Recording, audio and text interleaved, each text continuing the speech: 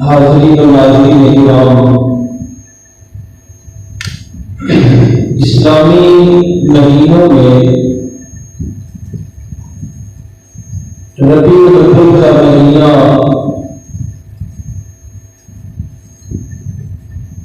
اسلامی تاریخ میں بہت اہمیت رکھتا ہے۔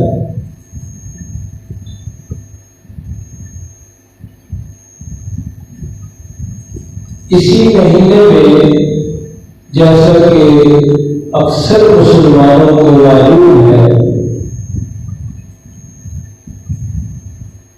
فخر جہان نبی آخر الزمان رسول محتشم نبی مکرم صلی اللہ علیہ وسلم کی بابرکت اور باسعادت ولادت ہوئی۔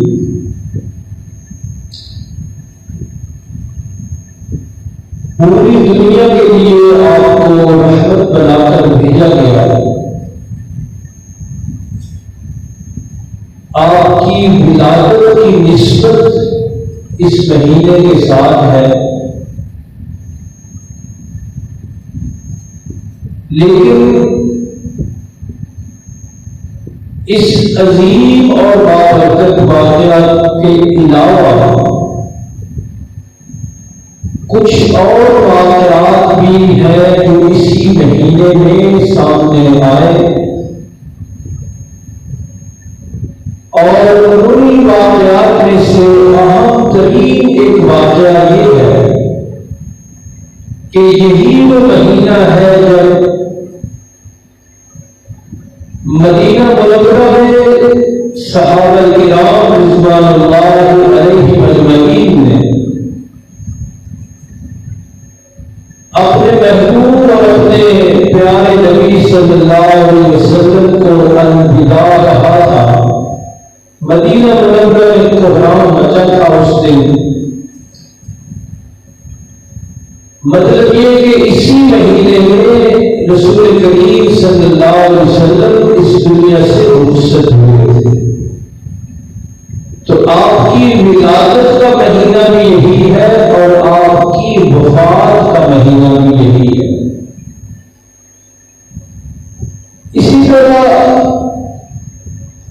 جب آپ مکہ مکرمہ میں تشریف فرما تھے تو یہی مہینہ تھا جس میں آپ کی پہلی زوج محترمہ ام المؤمنین حضرت خدیجہ الکبریٰ رضی اللہ عنہا کا انتقال ہوا۔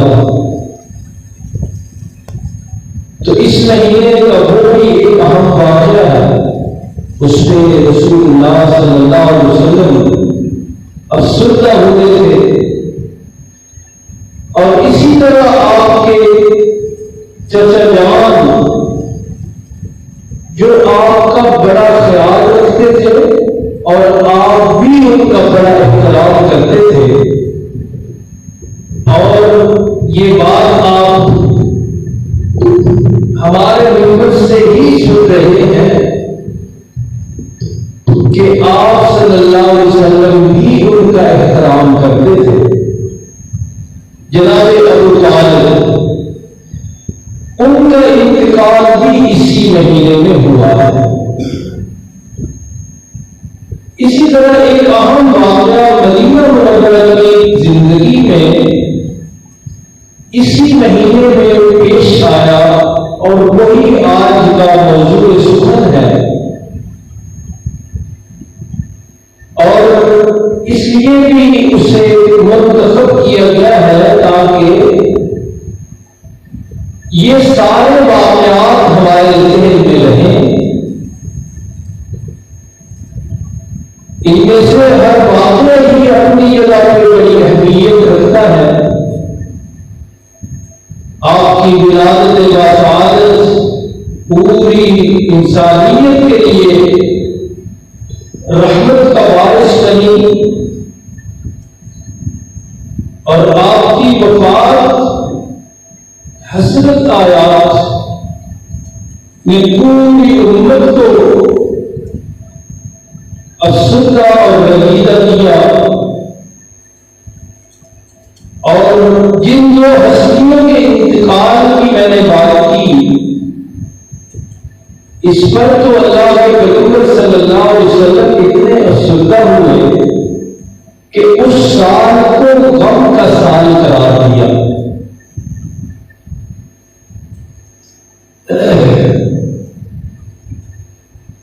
آپ کے اس عمل سے کئی قلب فہم لوگ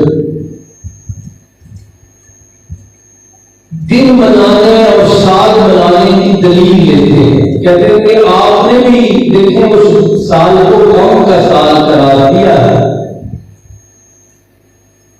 لیکن آپ کا ہی عمل مبارک ہمیں بتاتا ہے کہ یہ دن منانا یہ اسلام میں ہے ہی نہیں، کیونکہ اس کے بعد آپ نے کبھی بھی کسی سال کسی مہینے میں بھی ان عظیم اور پیاری ہستیوں جو بدر میں شہید ہوئے، احد میں شہید ہوئے، یا ان دو ہستیوں کا جن کا میں نے ذکر کیا، کبھی کوئی منانے کے حوالے سے ذکر نہیں کیا۔ تو بہرحال ربیع الاول کے اہم ترین واقعات میں سے ایک اہم واقعہ ہے، اس کا عنوان ہے غزوہ بنو نذیر۔ غزوہ کہتے ہیں جنگ کو، اور خاص طور پر وہ جنگ جس میں آقا کریم علیہ الصلوۃ والتسلیم بنفس نفیس شریک ہوئے ہیں، اس جنگ کو غزوہ کہتے ہیں۔ اور بنو نذیر یہ ایک قبیلے کا نام ہے، مدینہ منورہ میں 4-5 بڑے بڑے قبیلے تھے، 2 قبیلے تھے جن کا تعلق مدینہ کے قدیم باشندوں کے ساتھ ہے، یعنی وہ مدینہ منورہ کے رہائشی تھے۔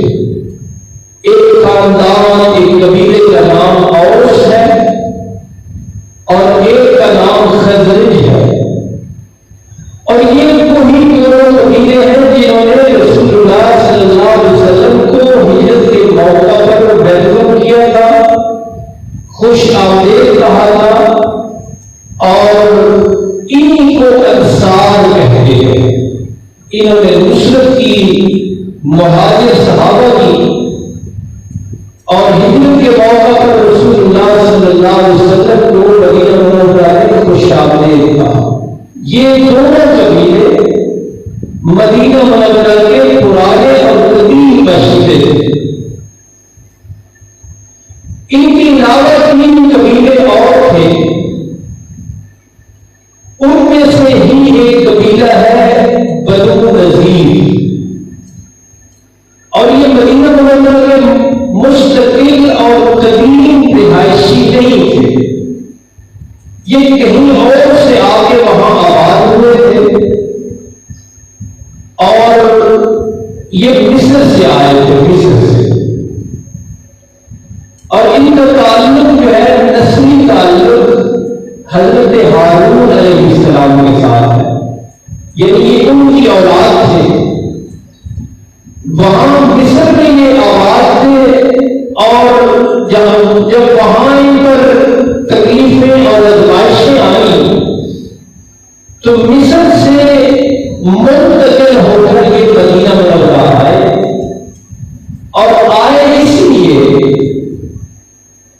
کہ انہوں نے، یہ چونکہ یہودی تھے، حضرت موسیٰ علیہ السلام کو ماننے والے، حضرت ہارون کی اولاد، تو انہوں نے اپنی کتابوں میں نبی آخر الزمان صلی اللہ علیہ وسلم کا ذکر خیر پڑھ رکھا تھا۔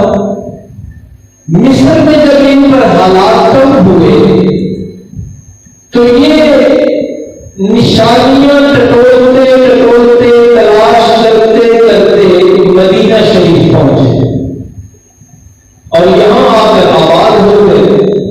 ان کو وہاں جو شناخت ملی، جو پہچان ملی، ان کا جو نام چلا وہ بنو نذیر کا نام تھا۔ رسول کریم صلی اللہ علیہ وسلم جب مکہ سے مدینہ تشریف لائے گا تو آپ نے مدینہ منورہ کے سارے لوگوں کو جمع فرمایا اور ان سے ایک معاہدہ کیا جسے میثاق مدینہ کہتے ہیں،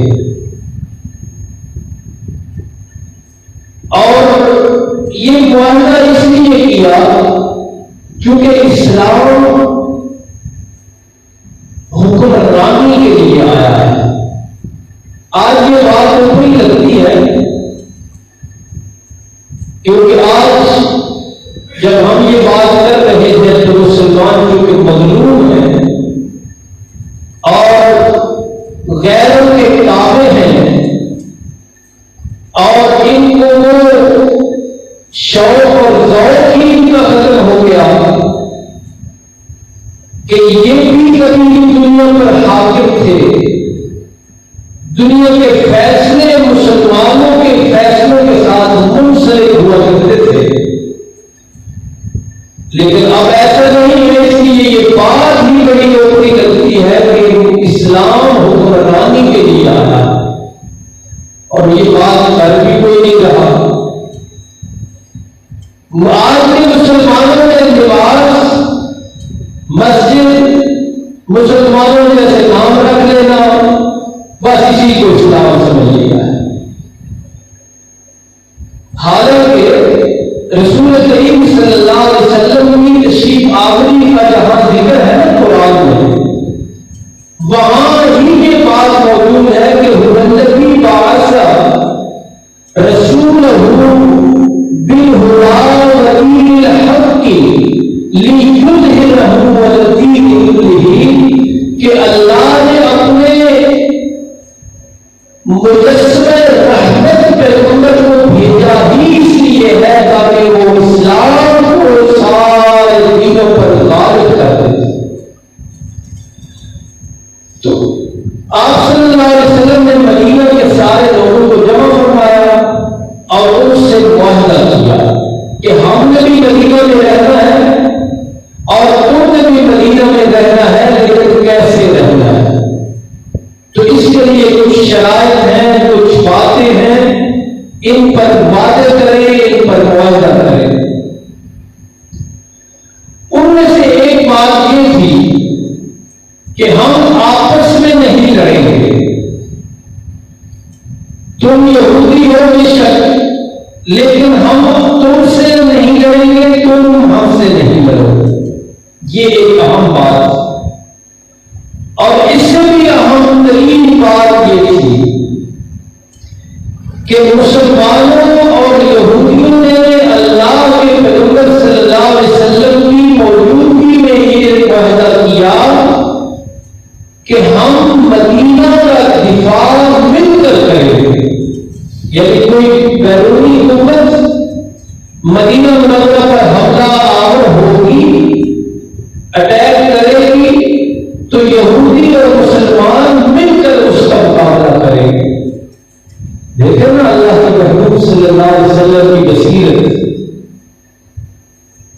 یہ جو ہم نے شروع کر رکھا ہے، پھر ہی ایک دوسرے کو مارنے میں تلے ہوئے، یہ بات اور یہ بات دونوں ملا کے دیکھیں کتنی عجیب بات ہے کہ یہاں کلمہ پڑھنے والے ہی کلمہ پڑھنے والوں کو مار رہے ہیں، اور وہاں کیا معاہدہ ہو رہا ہے کہ تم یہودی ہو بے شک یہودی رہنا، اور ہم مسلمان ہیں لیکن ہم مدینہ کا دفاع مل کر کریں گے، مل کر کریں گے۔ یہ معاہدہ طے پا گیا۔ 4 سال تک یہ معاہدہ چلتا رہا۔ ہجرت نبوی کے 4تھے سال، جس کو سن 4 ہجری کہتے ہیں، ربیع الاول کے مہینے میں پھر یہ جنگ ہوئی، اور اس کی وجہ کیا بنی تاریخ آپ نے نوٹ فرما لی۔ قبیلے کا تعارف آپ کے سامنے آ گیا۔ انہوں نے معاہدہ توڑا، یہ جو یہودی تھے بنی نذیر والے، انہوں نے معاہدہ توڑا اور معاہدہ توڑا ہی بڑی ہی مضبوط اور بڑی ہی گھٹیا حرکت کے ذریعے، اور وہ کیا تھی؟ یہ نا مدینہ شریف جو ہے نا اس سے تھوڑا سا باہر ہے، ایک خیبر کا قلعہ آپ سنتے رہتے ہیں، یہ نہیں کہ یہ مدینہ کے ساتھ ہی ہے، یہ بہت دور قلعے تھے، کئی سو میل دور تھے، لیکن مدینہ میں شمار کیے جاتے تھے۔ اسی طرح ان کا جو قبیلہ تھا بنو نذیر، ان کے بھی قلعے تھے اور یہ مدینہ کے ساتھ رہتے تھے، لیکن گننے اور شمار مضافات مدینہ میں ہی ان کا شمار ہوتا تھا، مدینہ کی رہائشی سمجھے جاتے تھے۔ سن 4 ہجری کا یہ واقعہ ہے جو ہم نے آج پڑھنا ہے، اور قرآن مجید میں اس کا تذکرہ ہے۔ 28واں سپارہ ہے، سورۃ الحشر ہے، 28ویں سپارے کی یہ دوسری سورت ہے، اس میں اس واقعہ کا تذکرہ ہے۔ آیات کا ترجمہ جب ہم پڑھیں گے تو یہ پس منظر سارا، یہ تفصیل ساری آپ کے سامنے آ جائے گی۔ معاہدہ کیسے ٹوٹا؟ معاہدے میں یہ بات طے تھی کہ آپس میں نہیں لڑنا، بلکہ کوئی اوپر والا حملہ آور ہو جائے تو اس کے ساتھ لڑائی مل کر کریں گے۔ ایک واقعہ پیش آیا،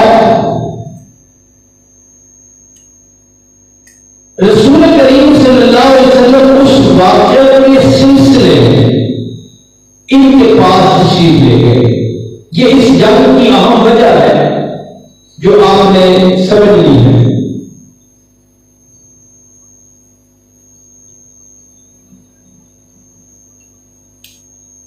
آپ اپنے صحابہ کے ساتھ مدینہ سے ان کے قبیلے کے پاس تشریف لے گئے۔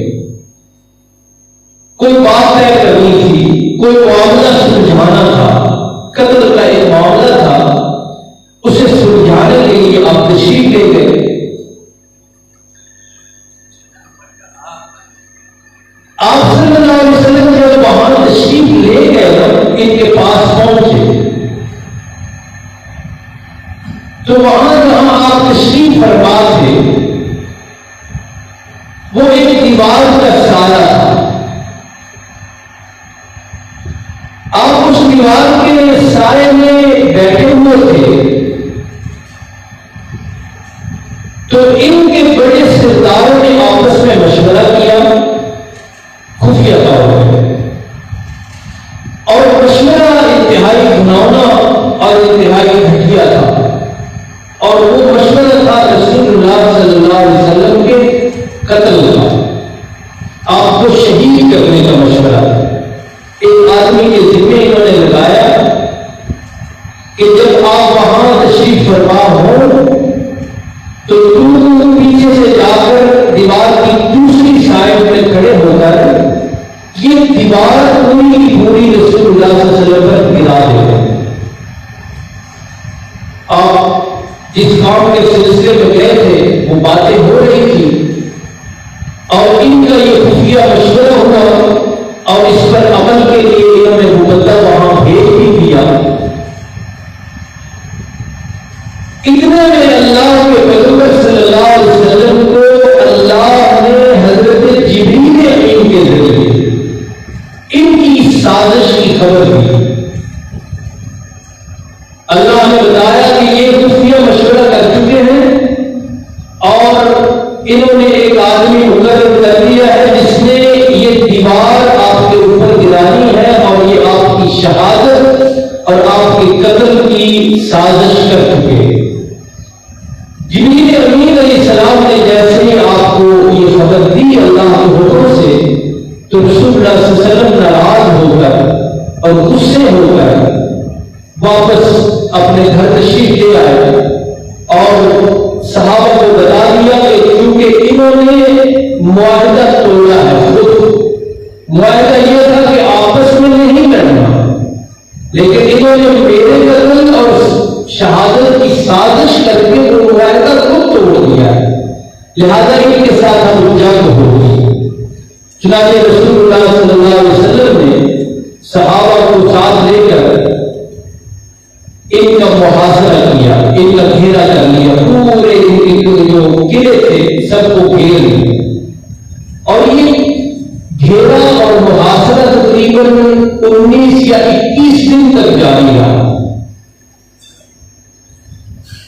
قبیلہ کا نقشہ گفتگو کے شروع میں نے آپ سے عرض کیا، ایک اور قبیلہ تھا، اس کا ایک مشہور آدمی ہے، تقریباً ہر مسلمان اس کے نام سے واقف ہے، جسے آپ نے رئیس المنافقین قرار دیا ہے۔ عبداللہ بن ابی اس کا نام ہے، وہ مسلمان بنا ہوا تھا، اوپر سے اندر سے کافر تھا۔ اس نے قبیلہ بنی نذیر سے خفیہ پیغام کے ساتھ بات کی، اور بات یہ کی کہ ہم تمہارے ساتھ ہیں، اگر تمہیں کچھ ہوا تو ہمارا تعاون تمہارے ساتھ ہوگا، لڑائی ہوئی تو ہم بھی تمہارے ساتھ ہو کر مسلمانوں سے لڑیں گے، اور اگر تمہیں یہاں سے نکالا گیا، جلا وطن کیا گیا، تو ہم بھی تمہارا ساتھ دیتے ہوئے مدینہ چھوڑ جائیں گے۔ ان کو تھوڑی سی اور ہلہ شیری مل گئی، حوصلہ مل گیا، یہ اور ڈٹے رہے، لیکن این موقع پر نہ وہ ان کی مدد کو آئے، اور جب ان کے بارے میں حتمی فیصلہ ہوا، اور وہ فیصلہ یہی تھا کہ ان کو مدینہ چھوڑنا پڑے گا، جلا وطنی کا فیصلہ اللہ نے فرما دیا، تو اس وقت بھی ان کے ساتھ نہ آئے۔ منافق جو تھے ایسے ہی اسلام کے خلاف موقعوں کی تلاش میں رہتے تھے کہ کہاں سے موقع ملے اور ہم اسلام پر حملہ کر سکے۔ چنانچہ 21 دن تک یہ گھیرا رہا، محاصرہ رہا۔ جنگ کی نوبت تو اس طرح نہیں آئی، لیکن انہوں نے سمجھ لیا کہ مسلمان اب ہمیں چھوڑتے نہیں۔ انہوں نے مذاکرات کیے، مذاکرات میں پھر یہ بات طے ہوئی کہ فیصلہ یہی ہے، کیونکہ معاہدہ تم نے توڑا ہے، لہذا اب تمہیں مدینہ میں رہنے کا حق نہیں ہے، اور مدینہ چھوڑنا پڑے گا تمہیں۔ اور شرط یہ طے پائی، اللہ کے پیغمبر صلی اللہ علیہ وسلم نے فیصلہ فرمایا، اور ان ساری باتوں سے میری وہ بات آپ ذہن میں رکھیں کہ اسلام حکمرانی کے لیے آیا ہے، دنیا میں غلبے کے لیے آیا ہے۔ تو آپ نے فیصلہ فرمایا کہ اونٹ پر جو چیزیں تم سوار کر سکتے ہو، لاد سکتے ہو، وہ چیزیں اپنی لاد لو جو اونٹ اٹھا سکے، اور اس میں اسلحہ نہیں ہوگا، اسلحے کی کوئی اجازت نہیں ہوگی لے جانے کی، اسلحہ بھی سارا تم یہاں چھوڑو گے، اور زمین اور درخت تو نہیں اٹھائے جا سکتے اونٹ پر، وہ بھی یہاں رہیں گے اور مسلمانوں کے حوالے ہوں گے۔ جو چیزیں سواری کے اوپر تم رکھ سکتے ہو وہ رکھ کے لے جاؤ۔ چنانچہ انہوں نے وہ سامان لادا اور کچھ شام کی طرف چلے گئے، اور یہ جو آگ پی کے علاقوں میں یہودیت ہے، یہ انہی کی اولادیں ہیں، اور یہ پہلی جلا وطنی ہے۔ اللہ کے محبوب صلی اللہ علیہ وسلم نے ان کو جلا وطن کیا، گھر سے نکالا، مدینہ سے نکال دیا، اور اس کے بعد پھر اور پوری جلا وطنی وہ حضرت عمر رضی اللہ عنہ کے دور میں ہوئی تھی، اور وہ بھی اللہ کے محبوب صلی اللہ علیہ وسلم کے حکم سے۔ آپ کا یہ ارشاد ہے کہ اخرج اليہود والنصارى من جزیرۃ العرب، کہ پورے عرب سے عیسائیوں اور یہودیوں کو نکال دے گا۔ چنانچہ جب حضرت عمر رضی اللہ عنہ کا دور خلافت آیا اور مسلمان ہر لحاظ سے مضبوط ہو گئے،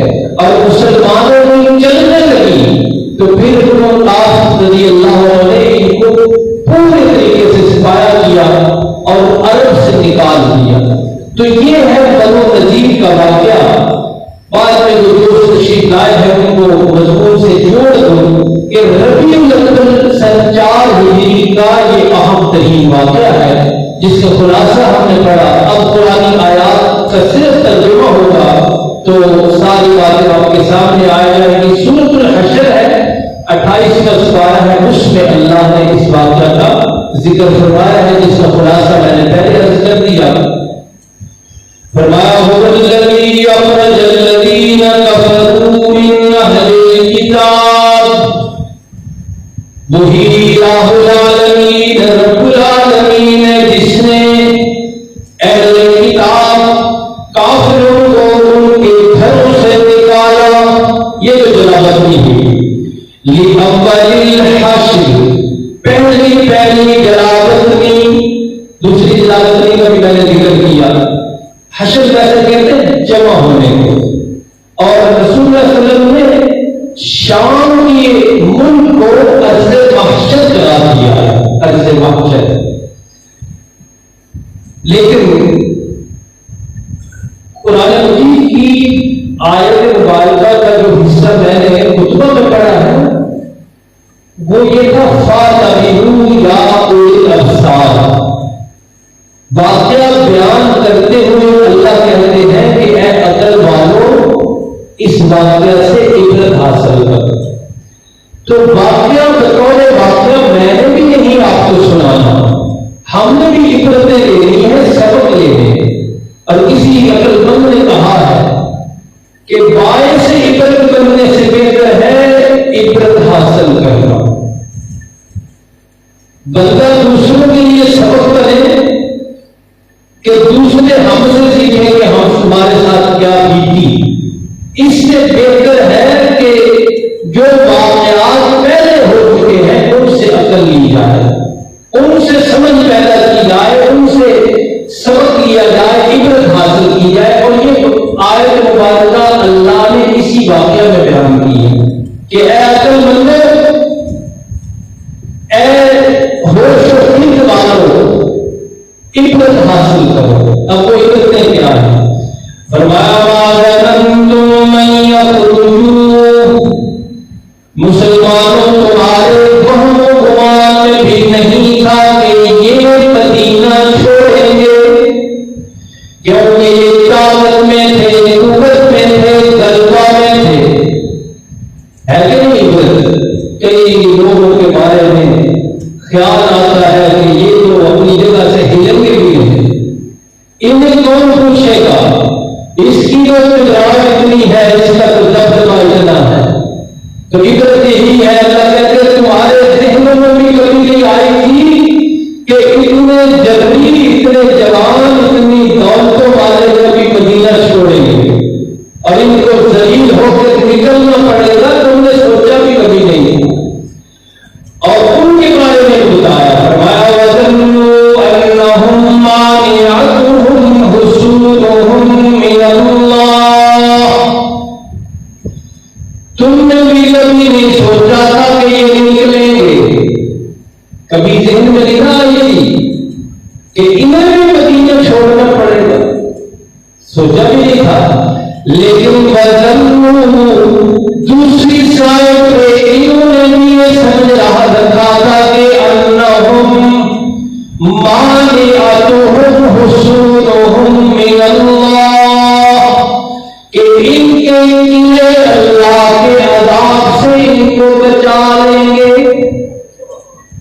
یہ جو ہمارے وہم و گمان میں بھی آتا ہے نا کہ میرا قلعہ بڑا مضبوط ہے, مجھے کون پوچھنے والا ہے, یہ بات, یہ عبرت ہے. اللہ کہتا ہے یہ عبرت ہے کہ تم نے بھی کبھی نہیں سوچا تھا یہ جائیں گے, اور انہوں نے بھی یہ خیالات پال رکھے تھے کہ ہمیں کون پوچھنے والا ہے, ہمارے یہ قلعے بلند و بالا مضبوط قلعے ہمیں اللہ کے عذاب سے بھی بچا لیں گے. من اللہ کا مطلب اللہ کے عذاب سے, اللہ کی پکڑ سے ہمیں ہمارے قلعے بچا لیں گے. جو یہ عبرت ہے, اس دنیا میں صرف اللہ ہی کو بتا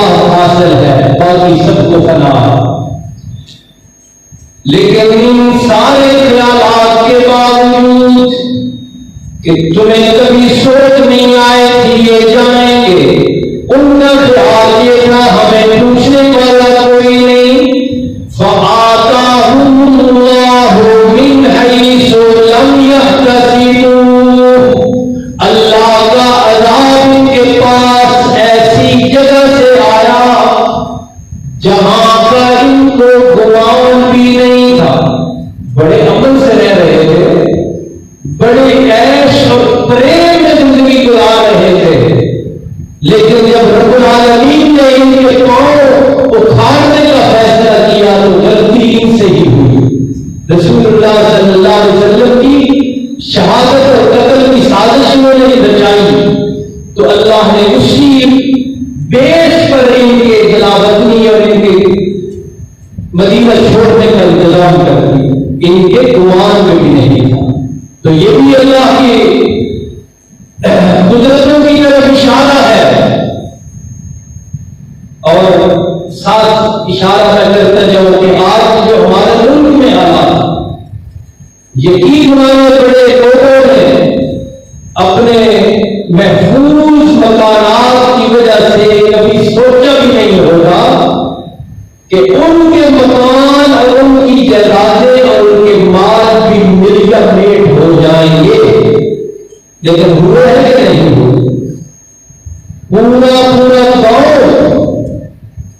پورا گاؤں سوات کے علاقے میں چند منٹوں میں تہس نہس ہو کر سفر ہستی سے بے نام و نشان ہو گیا ہے۔ اور ابھی وہ ایک آدمی مجھے بتا رہا تھا کہ انہوں نے پہاڑ کے اوپر گھر بنائے ہوئے تھے، اور اسی لیے بنائے تھے کہ وادیوں میں نیچے پانی آ جاتا ہے، لہذا گھر اوپر جا کے بنا ہوا، اور وہاں ہی پھر اللہ کی طرف سے آزمائش کہیں، عذاب کہیں، پکڑ کہیں، جو بھی نام دے رہے وہی آئی ہے، اور پورا گاؤں نیچے جاتا ہے، اور 18 آدمی ایک گھر میں ان کی وفات ہوئی ہے۔ تو یہ عبرت کے لیے میں نے یہ واقعہ منتخب کیا کہ اپنے پاؤں اور اپنی قوت اور طاقت پر کبھی بھی بھروسہ نہیں، اور اسی بھروسے پہ اللہ کی نافرمانی کرنا اور اللہ کے احکامات کی خلاف ورزی کرنا کہ میں ادھر سے بھی سیو ہوں، ادھر سے بھی سیو ہوں، ادھر سے بھی سیو ہوں، ادھر سے بھی سیو ہوں، سارے انتظامات اپنی حفاظت کے ہونے کے باوجود اللہ کے خوف سے کبھی بھی غافل نہیں ہونا چاہیے۔ اللہ یہ لفظ استعمال کر رہے ہیں، اللہ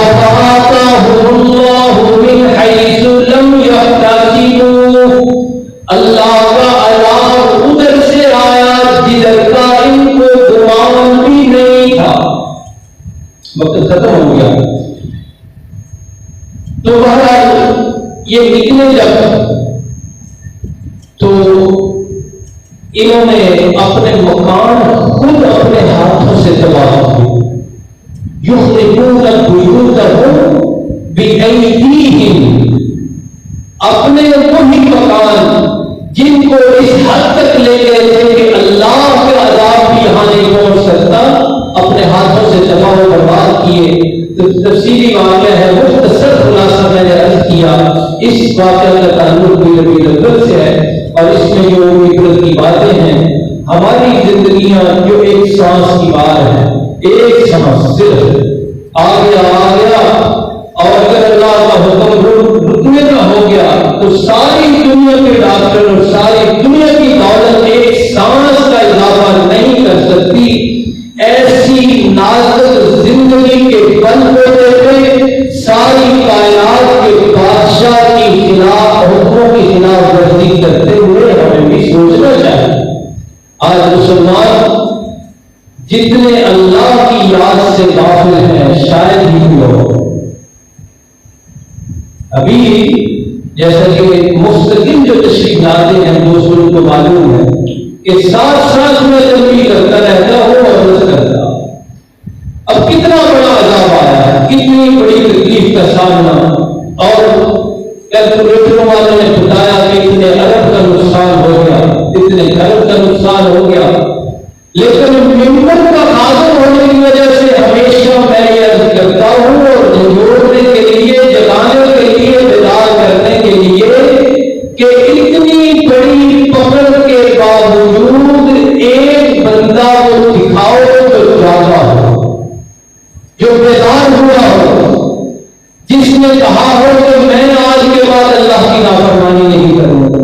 ایک آدمی آپ نہیں دکھا سکتے، اتنے سخت دل ہو گئے ہیں مسلمان، اتنے بے خوف اللہ کی وجہ سے ہو گئے ہیں، کہتے ہیں یہ پڑے گئے سانت کچھ نہیں نہ ہو۔ کسی نے نمازوں میں فرق ڈالا ہو، کسی نے حلال حرام کی اپنی ڈگر کو چیک کیا ہو، کسی نے اپنے رزق کے وسائل اور ذرائع پرکھے ہو کہ میں حلال کھا رہا ہوں یا حرام کھا رہا ہوں، جو پکڑے گئے وہی پکڑے گئے، ہمیں تو کچھ بھی نہیں۔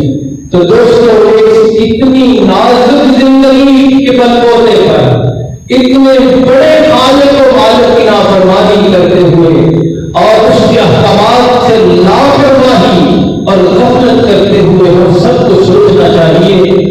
فَاتَبِعُوا يَا أُولِي الْأَبْصَارِ، رب العالمین کا یہ اعلان ہے کہ اگر تم میں عقل ہے، اگر بصیرت ہے، اگر خرد ہے، اگر سوچ ہے، اگر سمجھداری ہے، تو لوگوں اللہ کے بتائے ہوئے اس واقعہ سے عبرت حاصل کرو اور اللہ کی احکامات کی خلاف ورزیوں سے اور نافرمانیوں سے اپنے آپ کو بچاؤ۔ مسلمانوں کا پتہ عقیدہ ہے کہ ہم نے یہاں نہیں رہنا، آگے جانا ہے، اور سب نے اپنے اپنے اعمال کا پورا حساب دینا ہے۔ ایک ایک بات کلیئر کر کے میدان حشر کو ختم کیا جائے گا، ایک ایک بات، ساری باتیں، ہر عمل، ہر بندے کا عمل جانچ کر جنت و جہنم کے فیصلے ہوں گے تو پھر میدان محشر اور قیامت کا دن اختتام پذیر ہوگا۔ بہت بڑا انتظام کر رکھا ہے اللہ نے، کس کا؟ محاسبے کے لیے، حساب کے لیے۔ فرشتے لکھ رہے ہیں، اللہ خود جانتے ہیں، زبانیں اور یہ ہاتھ اور یہ پاؤں یہ گواہی دیں گے۔ پورا انتظام اللہ نے بنا رکھا ہے کس بات کا؟ ہمارے میرے اور آپ کے ایک ایک عمل کو جانچنے کا۔ تو یہ ساری باتیں مد نظر رکھ کر زندگی گزاریے، اللہ کے احکامات کی طرف لوٹیے۔ نمازیں ضائع ہو رہی ہیں، اللہ کے احکامات کی خلاف ورزیاں ہو رہی ہیں، اور حلال حرام کی تمیز ختم ہو رہی ہے، اور جائز ناجائز کی سرحدیں لوگوں نے ملا کے رکھ دی ہیں۔ تو یہ بہت بڑی فکر والی باتیں ہیں اور غفلت والی باتیں ہیں، اور اللہ کی طرف سے ابھی میں دیکھ رہا تھا کہ اب خود انسان اور مسلمان، انسانوں کے اور مسلمانوں کے اعمال، دھوکہ، جھوٹ، فراڈ، فریب، اس کو سامنے رکھ کے مسلمان یہ کہنے لگے ہیں، میں نے دیکھا خود، وہ کہہ رہا تھا کہ تم کہتے ہو تھوڑے سے حصے میں عذاب آیا، میں تو یہ ساری چیزیں دیکھ کے کہتا ہوں کہ اللہ پورے ملک کو غرق کر، اس کے ساتھ ہوا ایسے ہے، تو پورے ملک میں غرق کرنے کی باتیں کر رہے ہیں۔ اس سے تو اللہ کی پناہ مانگنی چاہیے، لیکن اللہ کی رحمتوں کا مستحق ہونے کے لیے میرے دوستو اللہ کی فرمانبرداری کی طرف ہم سب کو لوٹنا ہوگا۔ اللہ سب کو عمل کی توفیق عطا فرمائے۔